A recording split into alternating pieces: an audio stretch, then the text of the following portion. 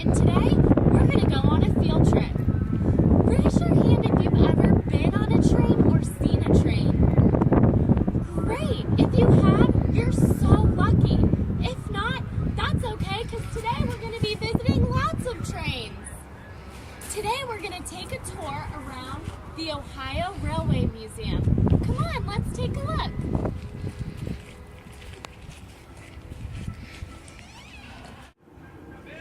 Trains were the main source of transportation 100 years ago, before planes and cars were really in existence. So if you wanted to travel 100 years ago to visit a grandparent or a friend, you would most likely take a train.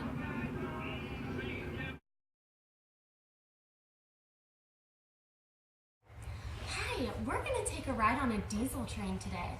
There are 3 types of trains at this museum: diesel, steam, and electric. We'll learn about those later. For now, let's just enjoy the ride. The advisory before we get moving here, the first being that once the car starts to move, you need everybody to remain in your seats at all times because it does have a tendency to sway and move back and forth a little bit. Don't want anybody falling on their face. That's my job. So, we're going to get rolling here in just a few seconds, and after we get underway, I'll be coming through asking for your tickets, please. So please have them ready. If you didn't already know, the Ohio Railway Museum has been here since 19... Over here to the side does not actually belong to us. This scrapyard of seemingly useless railroad parts actually belongs to our neighbor to the south, who restores and maintains various-sized diesel locomotives. Believe it or not, this yard of miscellaneous parts is actually a useful dump of parts. All this stuff can be... Most of it can be cleaned up and reused. Now, right here, those rails converge on one another, what's known as a high-speed crossover. So there's some complex switching mechanisms here. Many, many years ago, there was a tower right here on this site. And 24 hours a day, 7 days a week, by a switch operator whose job it was to make sure the track was promptly aligned for the traffic coming through. Brakeman. Hi, Gary. Hey. So, hi, Gary. Anyway, Gary's got 2 jobs right now. Gary, as a brakeman, he's got an emergency brake at his disposal down here. So if we need to bring the car to an immediate stop for any reason, we can. Plus, you'll notice the engine is on that end of the car, right? Engineer's down there with the engine. Kind of hard to see what's up here on the other end of the car as we go north. So Gary is going to be the eyes for the engineer. He's going to be looking out ahead, calling out anything that happens up here so the engineer knows exactly where he is along the track. So, very simple. All we got to do is signal the engineer, head back north. Same safety. So just a few minutes ago, we were at the very end of the track. So now we have to travel backwards all the way back to the museum. Right now we're traveling at a rousing speed of 10 miles per hour. What was that we just saw over here? What was it carrying? Right. Freight. There we go. Freight train. That train we saw earlier was a freight train. Passenger trains. What happened to all the passenger trains? Why don't we have passenger trains anymore? So, there you go. 2 forms of transportation came on the scene about 100 years ago. Really stole away all of the passengers from the railroad industry. Airplanes was one of them. So what was the other form of transportation that took away all the passengers from the railroad? Buses and cars, exactly, the automobile. So the internal combustion engine came out. They started building cars, and they started building them affordably, and then suddenly everybody could buy a car and travel where they wanted, whenever they wanted. Who needed that old train, right? Nobody wanted a train. We needed to have a car. Really go where you wanted to. Yeah, so unfortunately, a lot of the railroads disappeared. Hey class, it's me, Miss Tolbert. Sorry to interrupt your field trip, but what the conductor was saying was really important stuff. Remember when I mentioned earlier that 100 years ago trains were the main source of transportation? That's because cars and planes weren't as popular 100 years ago. Once cars and planes grew and developed into safer, more affordable ways of traveling, people in Ohio didn't need to travel by train anymore. There are still a lot of trains in Ohio. You may hear their horns blowing at night when you're trying to sleep.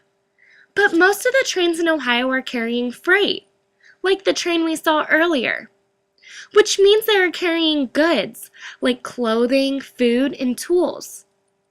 Just because trains in Ohio are not a main source of transportation doesn't mean other cities and countries around the world don't use trains.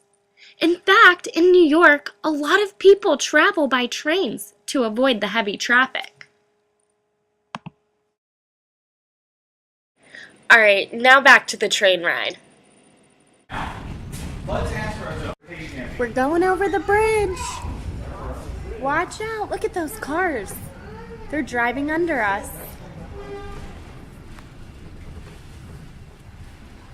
And we're going to be coming up to our railroad crossing here. I imagine in just a moment you're going to start hearing the whistle blow. There it is. Should be Do you guys hear that? short and long.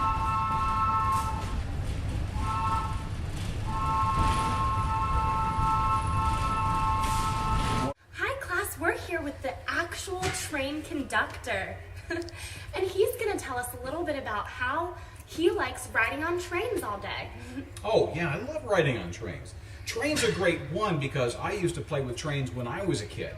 Oh, I used to love trains. And then I got to grow up and play with them for real. Riding on the train is a lot of fun because it's not something you get to do very often.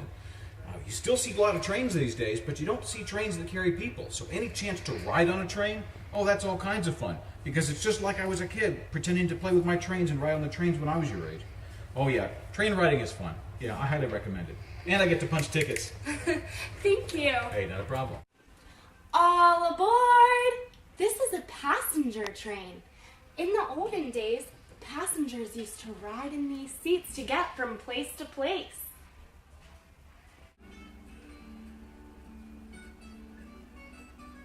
Built in 1931, this passenger electric and gas car seats about 41 people.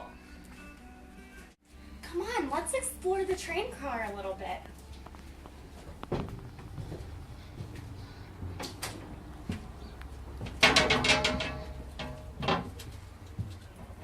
Wow.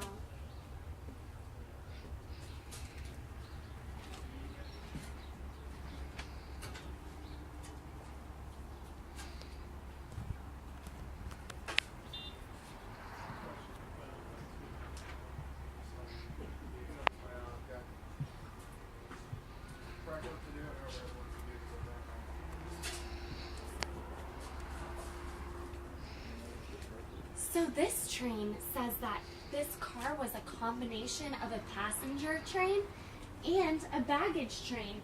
So back here, there's lots of open space where they can hold all of the baggage.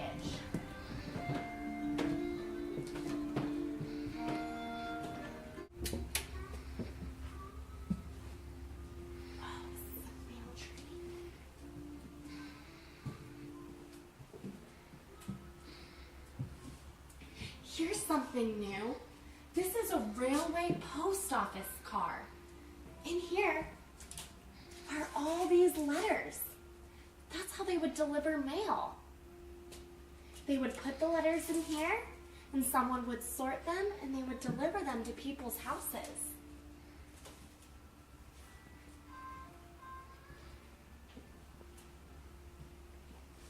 Here's a space where they would put the packages. Remember earlier in the post office car and the baggage car? This is the post office bag that would carry all the mail. And here's some of the luggage that would be stored in those cars when the people were traveling. Hi class, I'm standing here on actual train tracks.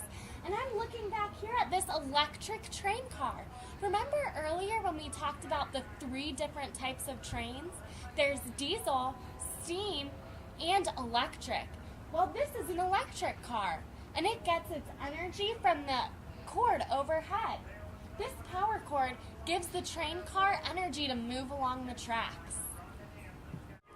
This right here is the steam engine train. Look how big it is. This train right here is about 104 years old. They don't really run these trains anymore. It is way too expensive. Just to even think about running this train costs about $1 million. Make sure you look both ways at the railroad crossings.